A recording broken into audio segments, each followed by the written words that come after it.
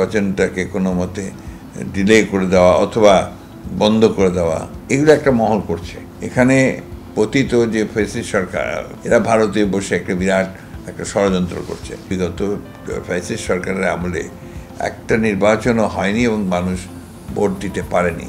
Just by eliminating a political party will not solve the problem. বিএনপির সাংগঠনিক অবস্থা খুবই স্ট্রং, অত্যন্ত দৃঢ়, এবং তারেক রহমান সাহেবের যোগ্য নেতৃত্বে সেটা আরও দৃঢ় হয়েছে। জামাত ইসলামের সঙ্গে আগে যেমন সম্পর্ক ছিল তেমনই আছে, তাদের সঙ্গে আমাদের কোনো মানে শত্রুতা নেই। এখন সবচেয়ে বড় যেটা প্রয়োজন সেটা হচ্ছে একটা স্থিতিশীলতা, গ্রহণযোগ্য নির্বাচনের মাধ্যমে আপনার গণতন্ত্রে ফিরে যাওয়া।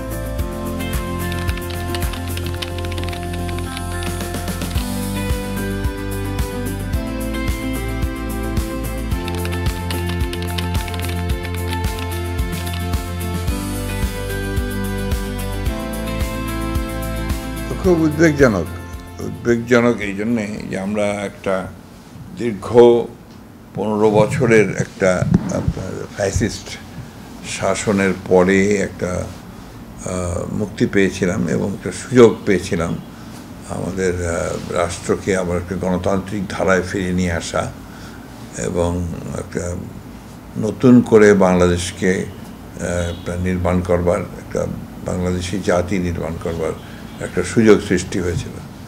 দুর্ভাগ্যজনকভাবে কিছুদিন ধরে আমরা যেটা লক্ষ্য করছি যে একটা চিহ্নিত মহল অত্যন্ত সুপরিকল্পিতভাবে তারা বাংলাদেশের যে এখন যে একটা স্টেবিলিটি ছিল, স্থিতিশীলতা ছিল, সেই স্থিতিশীলতাকে বিনষ্ট করবার জন্যে কাজ করছে, যার ফলে দেশের বিভিন্ন জায়গায় আপনার অস্থিরতা সৃষ্টি হচ্ছে। এবং আপনি লক্ষ্য করে দেখবেন যে প্রফেশনাল কিছু আপনার সংগঠন এবং একই সঙ্গে বিভিন্ন সরকারি বেসরকারি সংগঠনগুলো আপনার একই সঙ্গে তাদের বিভিন্ন দাবি দাওয়া নিয়ে রাস্তায় নামছে, রাস্তাঘাট বন্ধ করছে, অস্থিরতা সৃষ্টি করছে। আমি যেটা মনে করি যে এটা একটা কেয়ারটেকার, একটা সর্ট অফ ইন্টারিম গভর্নমেন্ট, মধ্যবর্তী সরকার।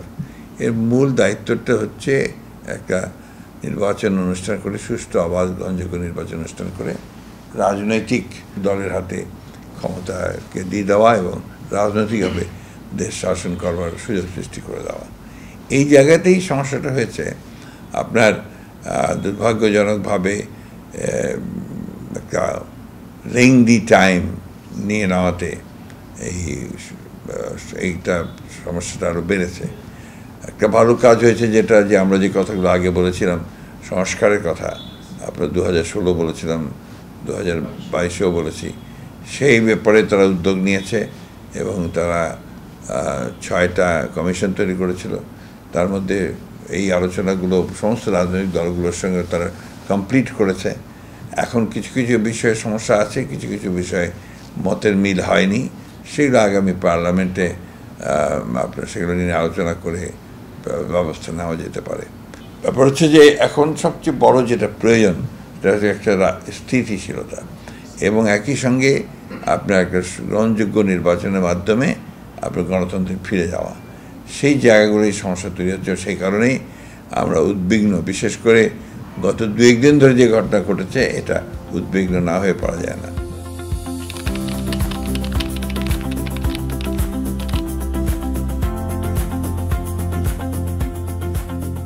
ঘর পোড়া গরু সিঁদুরে মেঘ দেখলে ভয় পায়।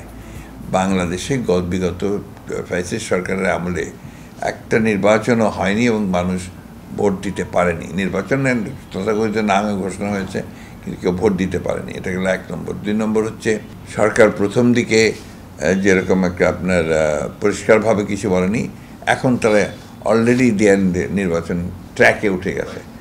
কয়েকদিন আগে আপনার যে রোডম্যাপ ঘোষণা করছে নির্বাচন কমিশন, সেটা অত্যন্ত আশার কথা এবং আমরা মনে করছি যে আপনার এখন কিছুদিন পরে সময় যখন আসবে তখন আপনার শিডিউল ডিক্লেয়ার হবে এবং প্রধান উপদেষ্টার অত্যন্ত শক্ত কথা, দৃঢ়ভাবে বলেছেন যে ফেব্রুয়ারি 12 তারিখের নির্বাচন, ফেব্রুয়ারি মাসের মাঝামাঝি নির্বাচন হবে।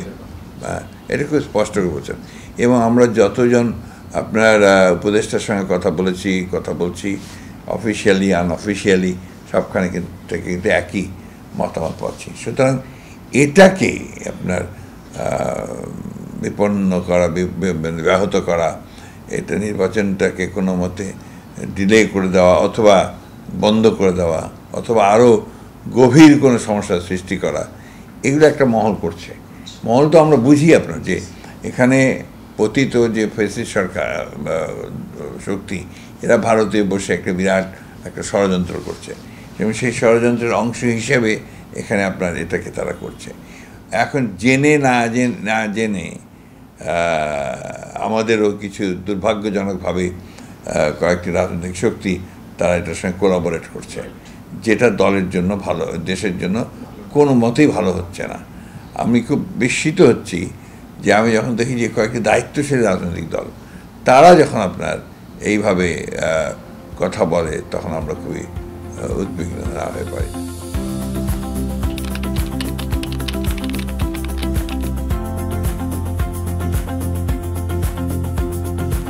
কয়েকদিন ধরে আমরা গুজব শুনতে পাই বিভিন্ন রকম, যে দেশে নাশকতা সৃষ্টি করা হবে, নির্বাচনকে ব্যাহত করার জন্য, বিপন্ন করার জন্য বিভিন্নভাবে আপনার ব্যবস্থা নেবে, আপনার যেটাকে বলি আমরা যে অস্থিরতা সৃষ্টি করবে।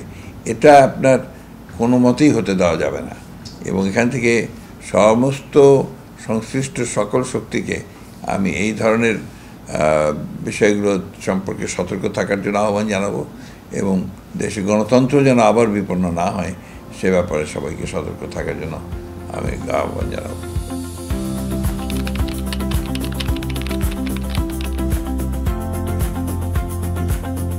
আমরা প্রথম থেকেই বলছি যে আমরা কোনো রাজনৈতিক দলকে নিষিদ্ধ করার পক্ষে নই।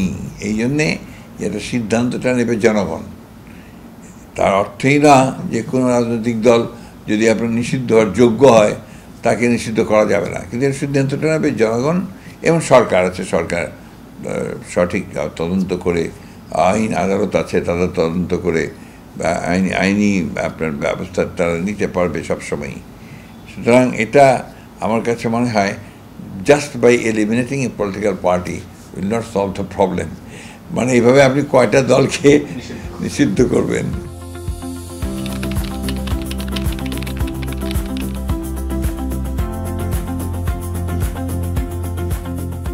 প্রশাসন নির্বাচন নিরপেক্ষ করাটা নির্ভর করে আপনার গভর্নেন্সের উপরে। যখন পলিটিক্যাল গভর্নমেন্ট থাকে তখন পলিটিক্যাল গভর্নমেন্টের আপনার কমিটমেন্টের উপরে, যখন আপনার কেয়ারটেকার গভর্নমেন্ট থাকে তখন কেয়ারটেকার গভর্নমেন্টের উপরে, প্রশাসন তাদের নিয়ন্ত্রণে থাকে। সুতরাং ওই গভর্নমেন্ট যেভাবে নিয়ন্ত্রণ করতে চায় সেইভাবে প্রশাসনকে চলতে হয়। সুতরাং এখনকার যাদের কথা বলছেন তারা এখন যা দেখছেন, এখন দেখবেন যে নির্বাচন ঘোষণা হওয়ার পরেই কিন্তু আপনার সিচুয়েশন অনেকটা পাল্টে গেছে। আর দেখবেন যখন নির্বাচনের মূল রেল চলবে তখন পুরোপুরি পাল্টে যাবে। আমি প্রশাসন নিয়ে খুব চিন্তিত নই।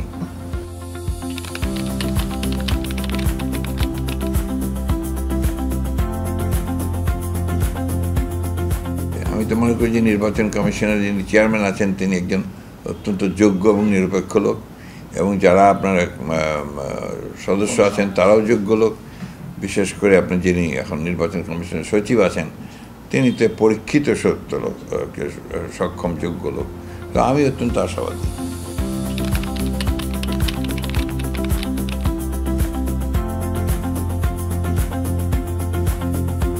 আমাদের ইশতেহারের তো একটা আপনার যে একটা গাইডলাইন যেটা সেটা আপনার পেয়ে গেছেন, যে 31 দফা আমাদের মূলটা আপনার সেটা আমাদের থাকবে প্রধান।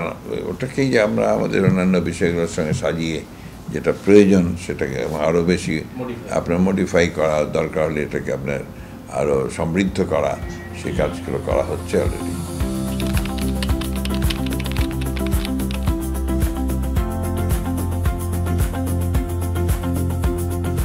অবশ্যই তরুণ প্রার্থীরা এবং মাঠে থাকা অ্যাক্টিভ রাজনৈতিক নেতা যারা, তাদের তো প্রাধান্য তারা পাবেনই। আর অবশ্যই যারা যোগ্যতা সম্পন্ন এবং আপনার পার্টি মনে করবে যে আপনার পার্লামেন্টে উপযোগী হবে আইন প্রণয়নের ক্ষেত্রে এবং দেশের সহযোগিতা করতে, অবশ্যই তাকে সবচেয়ে বেশি প্রাধান্য দেওয়া হবে।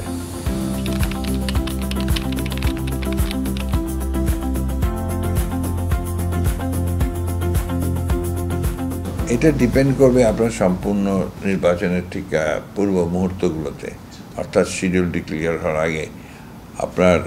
আমরা তো আমাদের সঙ্গে যারা কাজ করেছেন একসাথে, আপনার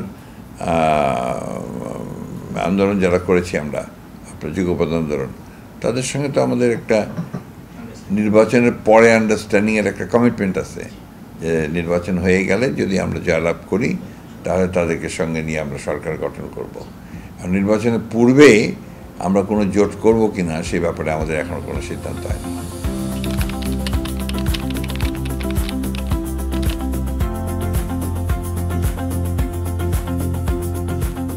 পলিটিক্সে আপনার পার্মানেন্ট মিত্র বা শত্রু বলতে কেউ নেই, এটা আপনার এসে যায়। তবে কতগুলো বেসিক বিষয় থাকে সেগুলোতে আমরা অবশ্যই সেগুলো আমরা দেখব। আর জামাত ইসলামের সঙ্গে আগে যেমন সম্পর্ক ছিল তেমনই আছে, তাদের সঙ্গে আমাদের কোনো মানে শত্রুতা নেই। We work together.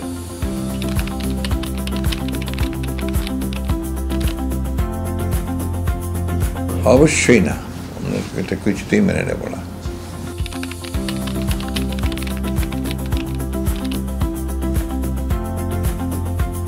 বাংলাদেশে এখানে একটা 95% মানুষ আছে এখানে মুসলিম প্রধান, এবং এই 95% মুসলিমকে নিয়েই বাংলাদেশ এতদিন কিন্তু আপনার একটা লিবারেল ডেমোক্রেসি চিন্তা করে এসছে।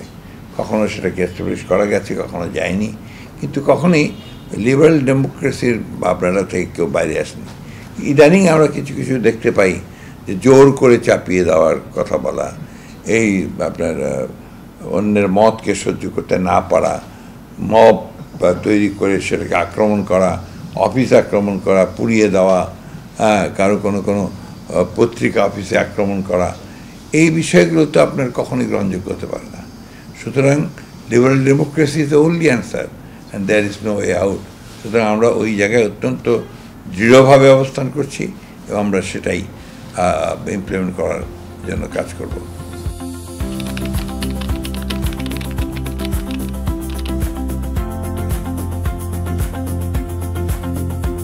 এখন একটা বড় সমস্যা কি জানেন, এই বাংলাদেশে শুধু না বর্তমান বিশ্বে আপনার এআই বলে একটা প্রযুক্তি আপনার অলরেডি চলে এসছে বেশ কিছুদিন ধরে, আপনারা জানেন, আর্টিফিশিয়াল ইন্টেলিজেন্স থেকে।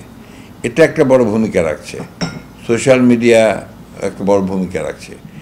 সুতরাং এই অভিযোগগুলো কতগুলো খাঁটি না, কতগুলো সত্য কত সত্য না, এটা কিন্তু ইনভেস্টিগেট করে আমরা এখনও বের করতে পারছি না, তাই না?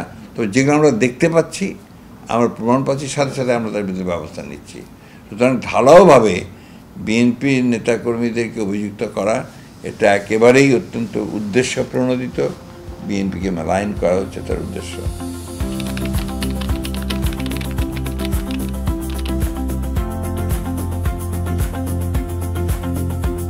পিআরের ব্যাপারে আমাদের বক্তব্য খুবই স্পষ্ট প্রথম থেকে, সেটা হচ্ছে যে আমরা পিআর পদ্ধতিতে ইলেকশনে যেতে চাই না। এই জন্য প্রধানত একটা কারণ হচ্ছে যে এটা আমাদের গণতন্ত্রের সঙ্গে খাপ খায় না। আমাদের দেশে যে প্রচলিত গণতন্ত্র আছে এটার সঙ্গে আমাদের পিআর পদ্ধতি খাপ খায় না। 1, 2, আমরা মনে করি পিআর পদ্ধতিতে একজন ব্যক্তি, একজন নাগরিক তার সঠিক প্রতিনিধি বেছে নিতে পারে না, অর্থাৎ দল বেছে নিতে হয় কিন্তু আপনার প্রার্থী বেছে নিতে পারে না। এই জিনিসটা আমরা একমত নই।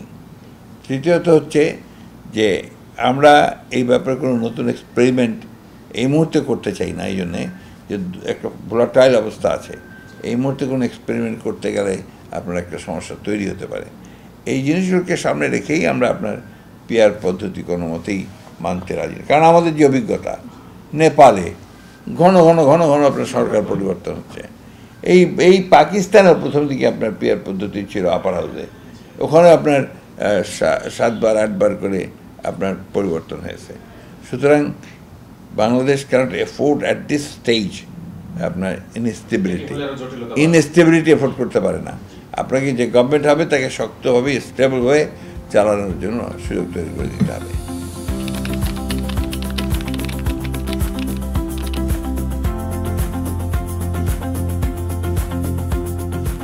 না, আমাদের দেশে তো আপনি বলেছি যে আমাদের সরকার প্রস্তুতির তো একটা হচ্ছে আমার অভিজ্ঞতা তো আছে, দুই নম্বর হচ্ছে যারা যোগ্য তাদের আমাদের দলের মধ্যে অনেকেই আছেন যে সরকার পরিচালনার জন্য যোগ্য। আর আমলাতন্ত্রের ব্যাপার যেটা আছে এটা নির্ভর করবে আমাদের উপরে।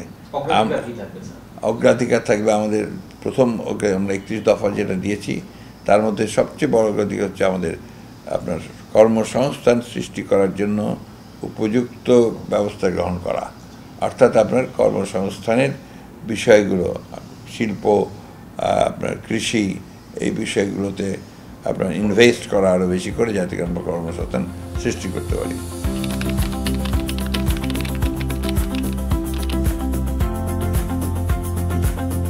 খালেদা জিয়ার ভূমিকা সবসময় যেমন ছিল তেমন থাকবে। She is the chairperson of the party, এখনও তাই আছেন।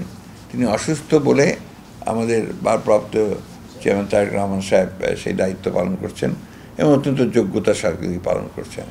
সুতরাং এখন যেমন আছে তেমনই থাকবে। আমাদের কাউন্সিলের পরিবর্তন না হওয়ার পর যদি না হয় তখন পর্যন্ত এইভাবেই চলবে।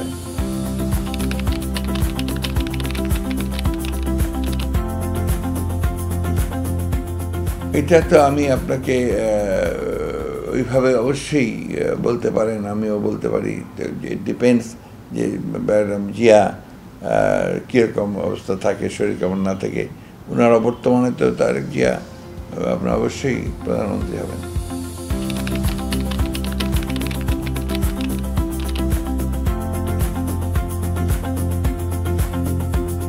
না, ওটা ওনার কিছু আপনার টেকনিক্যাল প্রবলেম আছে, সেটা শেষ করে চলে আসবেন। লিগ্যাল প্রবলেম আছে, সেটা শেষ করে চলে আসবেন।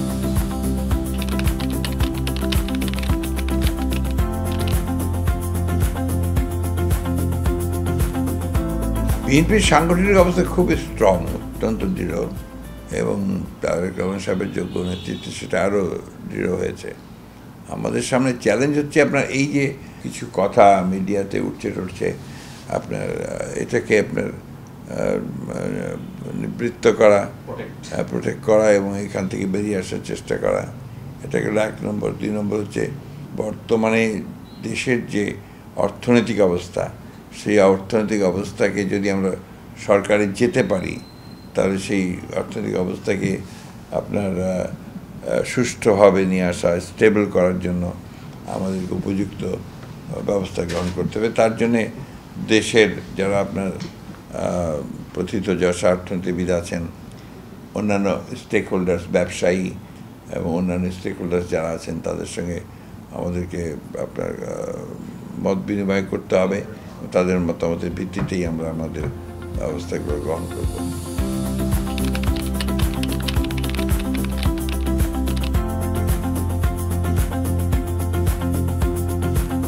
এরা দাবি তুলতেই পারে, তবে আমার তাদের যেটা প্রবলেম হচ্ছে সেটা হচ্ছে তাদের অভিজ্ঞতার অভাব। তাদের তো অত্যন্ত ভালো আপনার অ্যাম্বিশন আছে এবং আমরা আশা করি, প্রত্যাশাও করি যে এরা ভালো করবে, কারণ আমরা চাই যে তরুণরা ভালো করুক, ভালো নেতৃত্ব নিয়ে তরুণরা এগিয়ে আসুক। ওদের এখন পর্যন্ত যেটা আমার কাছে মনে হয় যে এখন পর্যন্ত কিন্তু আমরা জানি না যে এক্স্যাক্টলি তারা পলিটিক্যাল বিষয়গুলোতে কী করতে চায়, ইকোনমিক বিষয়গুলোতে কী করতে চায়, তাদের এখন পর্যন্ত কোনো ডকুমেন্ট আমি দেখতে পাইনি।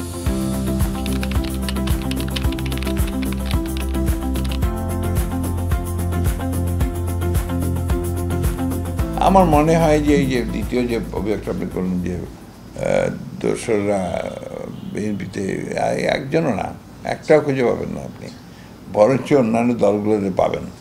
যারা কথা বলছে বেশি তাদের কাছে পাবেন।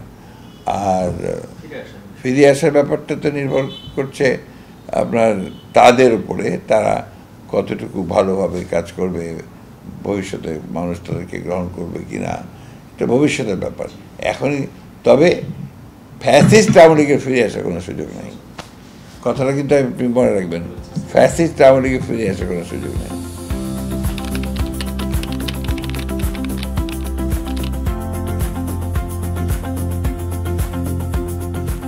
না, আপনার বৈঠক তো করবেনই, বৈঠক করার কথা উনি top man of the party, তারা দেখা করেছেন, ভালো বড় ফলপ্রসূ আলোচনা হয়েছে।